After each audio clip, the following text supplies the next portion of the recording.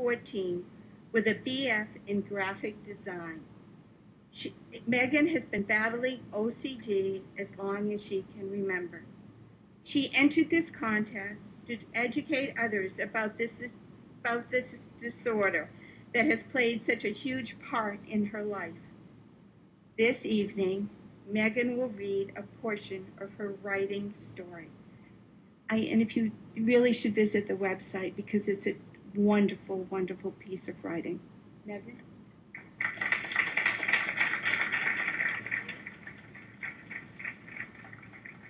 Hello, I'm Megan Holden, and I have an excerpt from my story that I wrote titled Gaining Control. And it's about a middle school age girl named Annabelle who's struggling with day-to-day life, and no one's quite sure what her struggle is, including her. I pick up about 2/3 into the story. The next day at school, Annabelle sat with her head bowed at her desk. The teacher looked up from her pile of papers and stared at Annabelle. "Annabelle, could you come up to my desk, please?" Annabelle stood from her seat and walked down the aisle of desks to her teacher's workstation. "I have a pass for you to see Mrs. McDermott." "That's not for me. Sorry," Annabelle said as she turned to go back to her seat. "Annabelle," the English teacher called after her, "as far as I know, you're the only Annabelle Miller in this class." Annabelle stopped and turned back to face her teacher. She then walked back to the large desk at the front of the room, took the pass, and left the classroom. Annabelle walked slowly down the hallway. After a few minutes, she reached the counseling office. She looked through the window that was built into the door and saw Mrs. McDermott seated at a desk. Mrs. McDermott looked up and beckoned her to come in. Annabelle took a deep breath and opened the door. "Hello, you must be Annabelle. Please, have a seat." Annabelle sat down and her eyes became fixed on the pens scattered on the table in front of her. "So, how are things here at school?" Mrs. McDermott asked. "Okay." "Annabelle, I'll be honest with you. Your parents and teachers have expressed concern regarding your attitude and grades recently.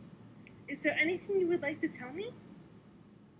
"Not really," Annabelle said as she shifted her weight in her chair. Her hand reached for the pen closest to her and placed it, pointed at the edge of the desk. "Annabelle, how would you explain your math grade?" Mrs. McDermott started again. Annabelle reached for the next pen and moved it in line with the first. Then she grabbed the third pen and switched it with the second. "Annabelle, is something the matter?"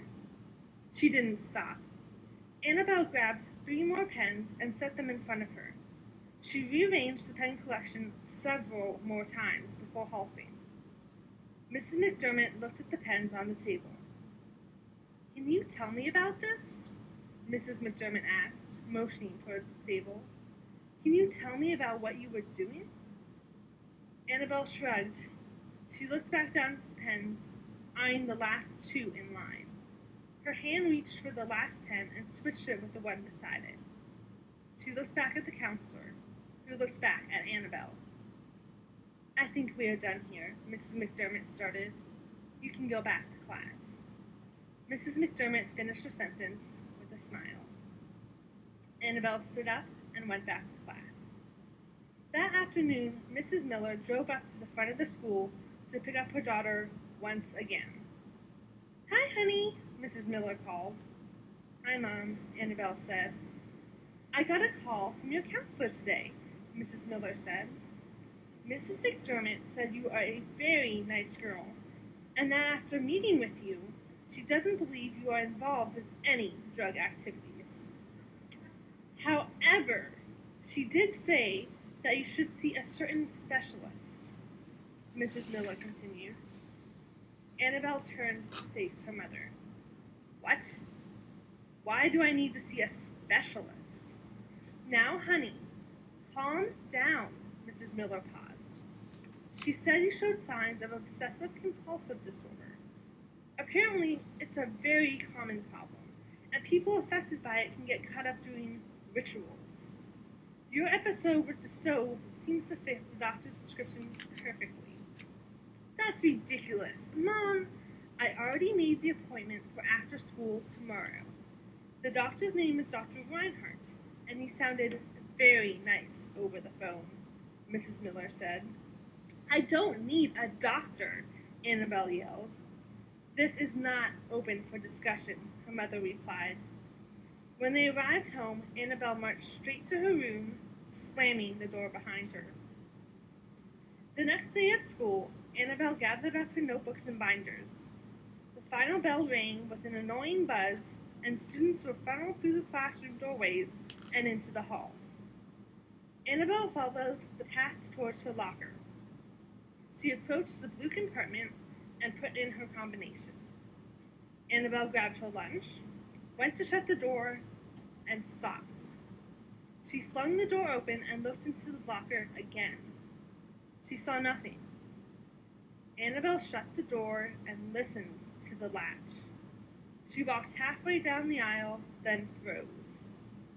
Still and silent, Annabelle looked at the floor. Every muscle in her body was fighting to walk forward rather than turn to her locker. It didn't work. She turned, walked back to the locker, and put in the combination. Annabelle could hear the bus's engine start, then drive away. Apollo Junior High School was empty of students except for Annabelle. After 8 more sessions of opening, checking, and closing the locker, Annabelle made her way to the office. Missed the bus again? The secretary said as she looked at the shell of a student standing in front of her. Annabelle said nothing, but reached for the phone and dialed her phone number. Hello? Mrs. Miller answered on the other end. Mom, can you come pick me up? And hurry. I don't want to be late for the doctor. Megan Holden.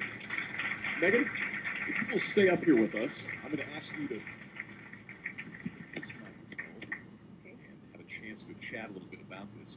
I think what I like so much about Megan's story is that Annabelle really captures what OCD is all about. And that's not easy to do when you're talking about a fictional character. And so I have to ask you the obvious question. What was your inspiration for Annabelle? Well, I'd have to say it was a little bit of me. A lot of me. And tell us what it was like to be able to channel you into Annabelle and use her as this wonderful vehicle for telling the world what OCD is all about. It was hard at first. I originally did this as a high school graduation project, and just in high school, it's a lot harder to be yourself and be true to who you are and what you're struggling with. And when I started out, it was a lot harder, but by the time I finished it, it was like sort of liberating in a way to talk about how Annabelle was dealing with everything. I mean, even the way her parents acted was sort of based on my parents in a way. I talked to them a lot about what it was like to have a daughter with OCD and not know exactly what was going on and what they would think. I think one of the things that I always appreciate about good fiction is the ability to kind of compress time. And what you've done here is you've taken Annabelle's journey and compressed it a little bit because we get to see how the agony led to her acceptance of wanting therapy. Let's talk about that a little bit in terms of how that played out for you as well. Yeah, I've had OCD as long as I can remember, but I remember the exact day and the exact time where I figured out it was time to tell my parents and talk to them about it. So I sort of channeled that to Annabelle, and that's how the story went. You and I had a chance to chat a little bit earlier tonight. We were talking about, again, bringing all this back to the theme tonight of daring to believe and the idea of risking. And again, clearly you, like Mystery and Megan and the rest have really, Kendra and the rest have really had to step up and put yourself out there and risk this being vulnerable in front of people. And I know that's not easy for any of us. And why are you doing that tonight? I mean, why are you willing to put yourself out there at the risk of making yourself uncomfortable to help other people tonight? It's always been such a big part of my life, and I think the discomfort is worth sharing my message and my story to others, and I really think that could help them. I think that's worth a little bit of discomfort and anxiety. Well, I hope you realize how much this audience appreciates your being up here tonight. Thank you so much. Thank you. Now, don't leave, because I'm not going to forget to give you your award this time.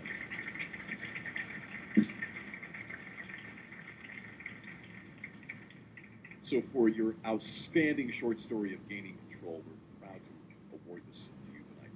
Thank you so much.